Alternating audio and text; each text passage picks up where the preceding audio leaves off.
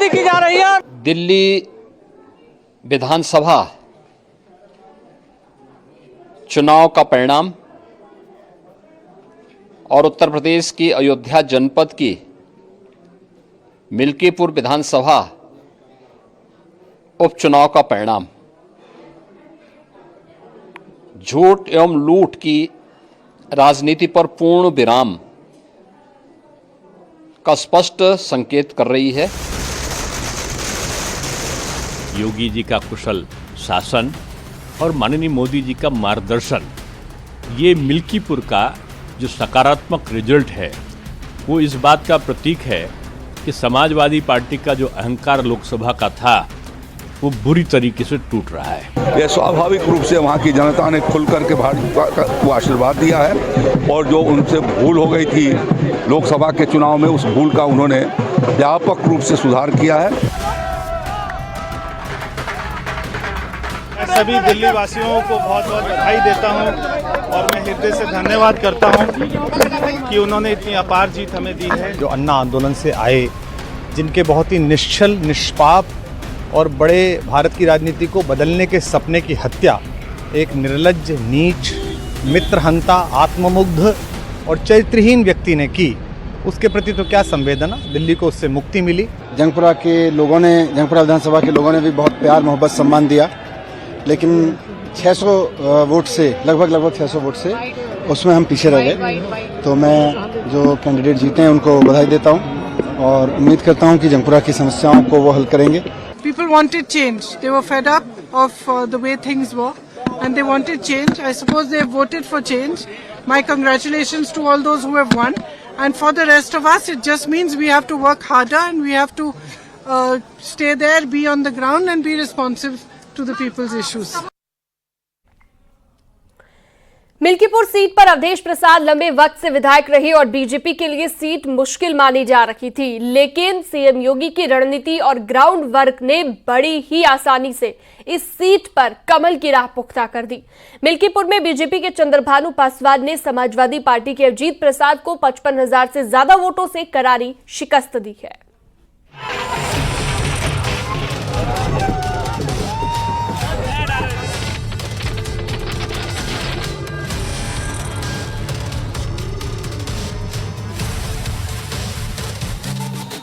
मिल्कीपुर की लड़ाई के नतीजों ने साफ कर दिया है कि उत्तर प्रदेश में योगी मैजिक पूरी तरह से बरकरार है। पिछले उपचुनाव में तो बीजेपी ने विपक्ष का सुपड़ा साफ किया ही था। मिल्कीपुर में भी बम्पर जीत के साथ इस फैक्ट को और मजबूत कर दिया।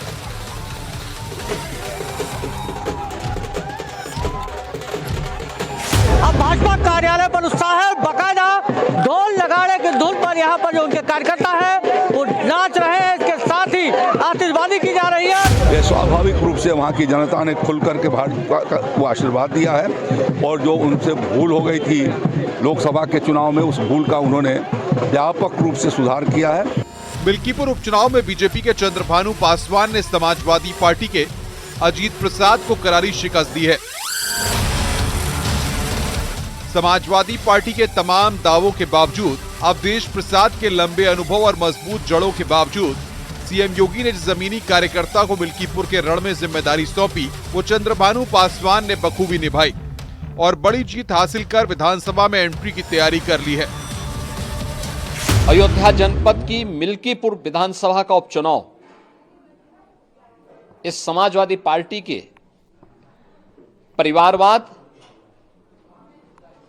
और झूठ की राजनीति को पूर्ण विराम देते हुए डबल इंजन सरकार के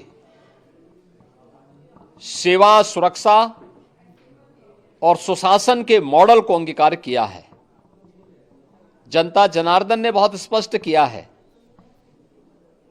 कि भले ही अपने राजनीतिक स्वार्थ के लिए समाजवादी पार्टी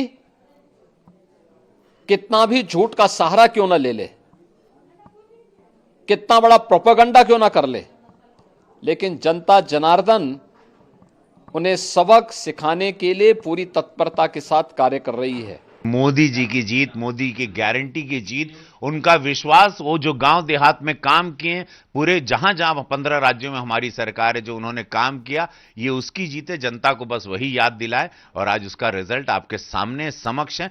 देवतुल जनता, समस्त पूर्वांचलिया समाज के हम हर हर महादेव, धन्यवाद। माई बाबा काका बच्चा हो, हमारी बात सुन ला, मन ला। मिल्कीपुर सीट पर अवधेश प्रसाद लंबे वक्त से विधायक रहे और बीजेपी के लिए सीट मुश्किल मानी जा रही थी, लेकिन सीएम योगी की रणनीति और ग्राउंड वर्क ने बड़ी आसानी से इस सीट पर कमल की राह पुख्ता कर दी। मिल्कीपुर में चुनाव एक तरफा दिखा। एसपी प्रत्याशी अजीत प्रसाद को बीजेपी प्रत्याशी चंद्रभान पासवान ने लगभग 50,000 मतों से शिकस्त दी। ये साफ रहा कि मिल्कीपुर में योगी का मैजिक चला, वहीं अखिलेश का किला ढहता नजर आया। मिल्कीपुर उपचुनाव के आंकड़ों की बात करें तो यहां बीजेपी के चंद्रभानु पासवान और समाजवादी पार्टी के अजीत प्रसाद के बीच सीधा मुकाबला था। चंद्रभानु पासवान बीजेपी को 1,11,703 वोट मिले, वहीं अजीत प्रसाद समाजवादी पार्टी को 59,951 वोट मिले। संतोष कुमार एएसपीके को 3,932 वोट मिले। योगी जी का कुशल शासन और माननीय मोदी जी का मार्गदर्शन, ये मिल्कीपुर का जो सकारात्मक रिजल्ट है, वो इस बात का प्रतीक है कि समाजवादी पार्टी का जो अहंकार लोकसभा का था, वो बुरी तरीके से टूट रहा है। मिल्कीपुर उपचुनाव में न सिर्फ जनता ने एक बार फिर बीजेपी पर भरोसा जाहिर किया है, बल्कि विपक्ष के तमाम दावों को खारिज कर दिया। मिल्कीपुर का उपचुनाव दोनों दलों की प्रतिष्ठा का सवाल था, यानी कि समाजवादी पार्टी और भारतीय जनता पार्टी की साख का सवाल मिल्कीपुर उपचुनाव बना हुआ था। दोनों ही दलों ने पूरी ताकत झोंकी। जहां मुख्यमंत्री योगी आदित्यनाथ ने चुनावी प्रचार अभियान की कमान संभाली और चुनावी व्यूह तैयार किया, वहीं समाजवादी पार्टी की तरफ से भी पूरी मेहनत मिल्कीपुर उपचुनाव में की गई। तमाम सपा के दिग्गज नेताओं ने चुनावी प्रचार किया, लेकिन जो नतीजे हुए उसमें मुख्यमंत्री योगी आदित्यनाथ का योगी मैजिक काम कर गया। यही नहीं, अब मिल्कीपुर उपचुनाव के जो नतीजे हैं वो विपक्ष के लिए आगे की राह काफी मुश्किल करेंगे। कैमरामैन गोपीगिरी के साथ संकेत मिश्रा, न्यूज़ 18 लखनऊ। मिल्कीपुर में सीएम योगी आदित्यनाथ ने न सिर्फ चाक चौबंद किलेबंदी की, बल्कि इस बार यादव वोटर्स भी अखिलेश यादव को झटका देते हुए दिखाई दिए। सीएम योगी की full proof planning Awadhesh Prasad के अनुभव पर भारी पड़ गई। साफ है कि पिछले उपचुनाव में विपक्ष का सूपड़ा साफ होने के बाद जो मुश्किलें शुरू हुई थी, वो अभी भी लगातार जारी है।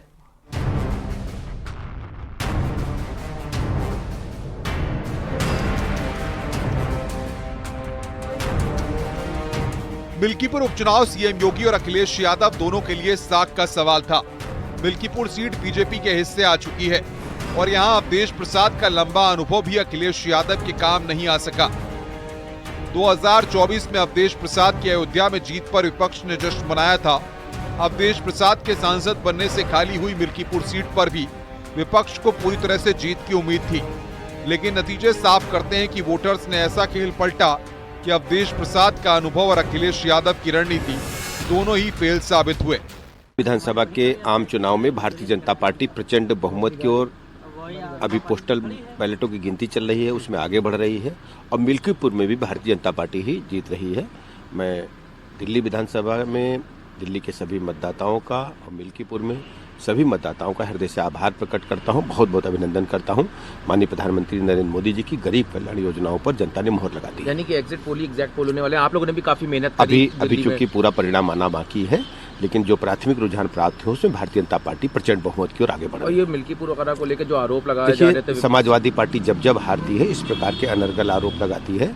प्रदेश की जनता अच्छी तरह असलियत जानती है। मिल्कीपुर में सीएम योगी आदित्यनाथ ने न सिर्फ चाक चौबंद किलेबंदी की, बल्कि इस बार यादव वोटर्स भी अखिलेश यादव को झटका देते हुए दिखाई दिए। मिल्कीपुर में करीब 55,000 यादव वोटों के बावजूद इतनी बड़ी हार साबित कर देती है कि उनके कोर वोट बैंक को बचाने में भी अखिलेश कामयाब नहीं हो पाए। देखिए, हम बहुत पहले से कहते आ रहे हैं, वहाँ के नब्ज को हमने टटोला था जब 2 सभा की थी, तो जनता को दुधारू गाय चाहिए, विकास रूपी दूध। तो विकास रूपी दूध के लिए सत्ता के पास दुधारू गाय है और विपक्ष के पास ठाठ गाय है, तो जनता विकास रूपी दूध लेने के लिए सत्ता के साथ खड़ी थी। और आज उसका रिजल्ट है। देखिए, करहल और शीशा मऊ जीते, जो जीतते हैं तब वो नहीं बोलते हैं, हार जाते हैं तो आरोप प्रत्यारोप लगाते हैं। मिल्कीपुर में कमल खिलने के पीछे के फैक्टर्स की बात करें तो यहां सीएम योगी ने जो ग्राउंड टीम तैयार की और हर पहलू को मॉनिटर करते हुए चुनाव प्रचार को आगे बढ़ाया, वो कारगर साबित हुआ। सीएम योगी ने खुद संभाली कमान, 6 महीनों में 6 रैलियां की, नए चेहरे पर लगाया दाव, जमीनी कार्यकर्ता चंद्रभानु पर दाव, ग्राउंड पर उतरकर प्रचार, 7 मंत्रियों की टीम जुटी रही। यादव वोटर्स में सेन, सीएम योगी पर जताया भरोसा, परिवारवाद के मुद्दे पर हमला, अवधेश प्रसाद को चौतरफा घेरा। देखिए, भारतीय जनता पार्टी ये समाज के हित को साधते हुए विकास की तरफ आगे बढ़ाने वाली पार्टी है। हमेशा भारतीय जनता पार्टी का लक्ष्य है कि समाज उन्नति और विकास के पथ पे आगे बढ़े।